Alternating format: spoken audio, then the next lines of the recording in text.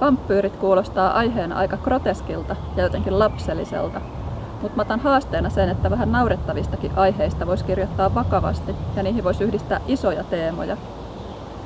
Toisin kuin monet luulee, vampyyrit ei ole populaarikulttuurin tuotoksia, vaan niiden kaltaisia olentoja lähes kaikkien kansojen uskomuksissa, myös vanhoissa suomalaisissa kansantarinoissa. Veri, joka suonissasi virtaa -romaania varten, mä yritin puhdistaa vampyyriuskomukset kaikesta semmoisesta hötöstä, mitä esimerkiksi romanttinen vampyyriviihde on kasannut aiheen päälle. Ytimeltään vampyyri on ihminen, jonka pitäisi olla kuollut ja joka säilyy olemassa vain, jos se saa varastettua elinvoimaa, kuten vaikkapa verta, vielä eläviltä ihmisiltä.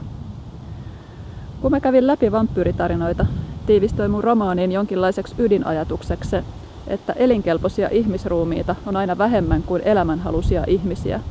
Se on aika surullinen ajatus.